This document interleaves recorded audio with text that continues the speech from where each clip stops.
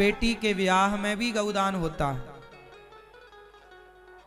इसलिए कहता हूं जब बेटियों का विवाह किया करो तो बेटी की आयु बढ़े, बेटी खुश रहे, इसके लिए गौदान भी करना चाहिए। हो सके तो अपनी बेटी को ही गौ माता दे दो, ताकि बेटी ही उस गाय का दूध निकाल कर बढ़िया। पहले के लोग जब बेटी का ब्याह करते थे ना, तो बेटी जिस गाय से ज्यादा प्यार करती थी, क्योंकि सबके घर में गाय होती थी, तो गाय ही उस बेटी के साथ ससुराल में मां बन करके जाया करती थी गाय की, तू चिंता मत कर मैं हूं। तो बेटियां अपने मायके की गाय, वो गाय जो बचपन से उसके संग रही है गाय, वो ससुराल जाती थी और गाय का बाप अपनी बेटी को गाय इसलिए देता था कि बेटी कभी भूखा रहना पड़े, रोटी ना हो तो चिंता ना करना, ये गाय तेरी माँ है, इसका दूध निकाल कर पी लेना और अपना पेट भर लेना। पहले का बाप कितना बढ़िया सोचता था, पहले की परंपराएं ना कितनी बढ़िया थी। पहले बेटी के ब्याह में गौदान करने की परंपरा थी ही, बिना गौदान के बेटी का ब्याह नहीं होता था। और आजकल ये परंपराएं बिल्कुल नष्ट हो गई, खत्म हो गई। अब बेटी का ब्याह हो जाता है, कहां कोई गौदान करता है। इसलिए कहता हूं आप घर पे गैया नहीं रख सकते, तो गौरी गोपाल गौशाला में आप अपनी बेटी के नाम से एक गौदान कर सकते हैं। गौरी गोपाल गौशाला में वो आपकी बेटी की तरह, माँ की तरह रहेगी, रोटी खाएगी, प्रेम से अपना रहेगी, तो आप भी गौदान कर सकते हैं। जरूर करिएगा गौदान। गौदान की महिमा भी अभी बताऊंगा मैं आपको क्या होती है। तो मेरे पिताजी ने गौदान किया, बहन के यहाँ 30-35 किलोमीटर दूर घर है, 40 किलोमीटर के लगभग। तो गैया हमारे पिताजी छोड़ के आ गए दीदी के यहाँ। अब वो गैया यहाँ रही है, यहाँ के खेतों में चरी है, यहाँ उसका जन्म हुआ, यहाँ वो पली बढ़ी है। और गैया जब नई जगह पर गई तो वहां 1-2 दिन तो रही, और जैसे ही उसे मौका मिला तो वो भाग गई वहां से, और भाग करके फिर घर आ गई, फिर घर आ गई।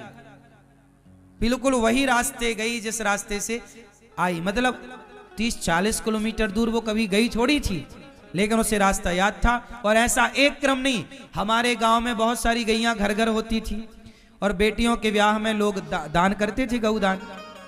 तो जब देते थे ना, तो अधिकांश घरों की गैया भाग के आ जाती थी। तब से हमें ये बात पता है कि गैया कभी रास्ता नहीं भटकती। इसलिए लोग गाय का दान करते हैं कि हम रास्ता भटक जाएं, पर गैया कभी रास्ता नहीं भटकती। इसलिए हे गौआ, हे गौ माता, हम रास्ता भटक जाएं तो हे गौ माता आप हमें पार लगा देना। इसलिए गाय की पूंछ पकड़ के गौदान होता है कि वैतरणी नाम के नरक में हम रास्ता भटक जाएं तो गैया हमें पार लगाएगी। इसलिए गौदान करना चाहिए, क्योंकि गाय ही वैतरणी नाम के नरक से आपको पार लगाती है। मैं गैया चराता था बचपन में, तो नदी आती थी, बारिश में पानी खूब होता था, और गैया ना नदी के उस पार चरने जाया करती थी। तो गैया जब पानी में कूदे ना, तो हम लोग भी कूद जाएं और गैया की पूंछ पकड़ लेते थे, क्योंकि नदियों का पाट बड़ा हो जाता था ना बारिशों में। अब इतनी बड़ी नदी कैसे पार की जाए। हम लोग तैरना आता तो है हम लोगों को, मैं नदी भी पार कर लेता हूं तैर कर, लेकिन सामान्य नदी जो सामान्य पाट है, इस पाट से उस पाट तो जाया जा सकता है, लेकिन बारिशों में तो 20-20 फीट पानी और बढ़ जाता है, तो बड़ा लंबा चौड़ा पाट हो जाता है। तब फिर हम लोग गैया की पूंछ पकड़ लेते थे, और गैया पार लगे तो पूंछ पकड़ के हम लोग भी पार हो जाते थे। हाँ या ना? क्यों आप में से कोई गैया चराया बचपन में, ऐसे नदी वदी पार की है गैया की पूंछ पकड़ के? हम लोगों ने खूब पकड़ के पार की है। तो गैया की पूंछ पकड़ के हम लोगों ने खूब नदियां पार की।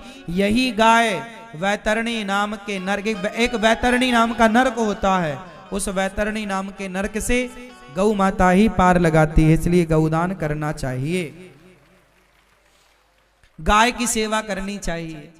गाय की याददाश्त सबसे ज्यादा होती है, इसलिए गाय का दूध पीने वाले की याददाश्त भी ज्यादा होती है। जो बच्चे याददाश्त से कमजोर हैं उन्हें शुद्ध देसी गाय, गाय मतलब देशी, वेद लक्षणा, जर्सी गाय का नहीं, भैंस का नहीं। अच्छा, भैंस की याददाश्त तो होती है नहीं, भैंस को ले जाओ 30 किलोमीटर दूर, छोड़ आओ, नहीं आएगी वापस। बोलो सही है कि गलत है? भैंस की याददाश्त, भैंस, गाय का बच्चा दूध पीता है और पूंछ उठा के दौड़ जाता है, पूरे गांव में घूम आता है, हाँ या ना? गाय का बच्चा दौड़ जाता है ना, कितना तेज दौड़ता है, लेकिन भैंस का बच्चा दूध पिएगा और ऐसे ऐसे चलेगा, वो नहीं दौड़ता। भैंस का बच्चा और गाय के बच्चे की दौड़ लगाई जाए तो गाय का बछड़ा जीतेगा ना। गाय के दूध में एनर्जी ज्यादा है, इसलिए गाय का बच्चा ज्यादा एनर्जी से भरा होता है। याददाश्त, इसलिए पहले के लोगों की याददाश्त ज्यादा थी, पहले के लोगों में शक्ति ज्यादा थी, पहले के लोग बीमार कम होते थे।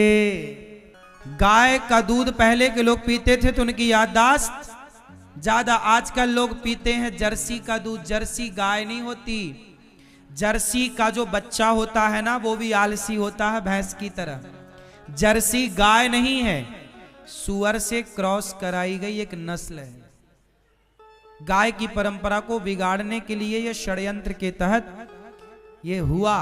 जर्सी गाय के दूध में, जर्सी में कोई दूध के दूध का कोई गुण नहीं होता, केवल सफेद होता है बस।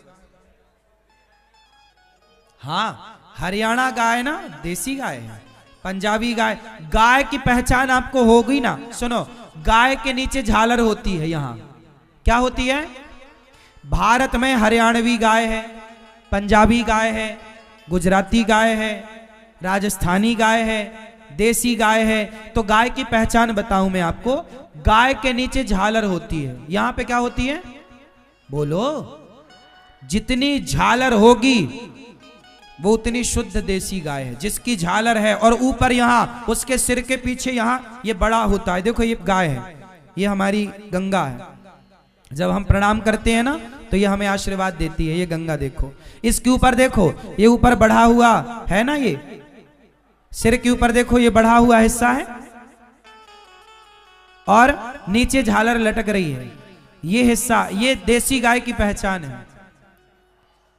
कंधौर होता है ना, कंधा, गैया के ये कंधे क्या होते हैं? बोलो, कंधा जो होता है बड़ा ऊपर की तरफ उठा होता है ना, कंधौर, और नीचे झालर लटकती। ये दो पहचान है देसी गाय की। जर्सी के नीचे ना ये झालर नहीं होती, जर्सी के नीचे झालर नहीं होती, तो जर्सी गाय नहीं है। गाय हमारी देसी गाय है, जिसके नीचे ये झालर हो और ऊपर ये कंधा, और कंधा उसका ऊपर उठा हुआ बढ़ा हुआ हिस्सा। क्यों जी, बात सही है? समझ गए आप लोग कि नहीं मैया? हाँ, अब देखो विडंबना, ये आने वाले बच्चों को ये भी नहीं पता चलेगा कि गाय कौन है और गाय कौन नहीं है। कहीं आने वाले बच्चे भैंस को गाय ना समझने लग जाएं। हाँ, होगा, उसमें क्या है। आजकल लोग नहीं जानते गाय, आजकल गाय की केवल फोटो देखने को मिलती है, सच्ची में अब गाय कम मिल रही है।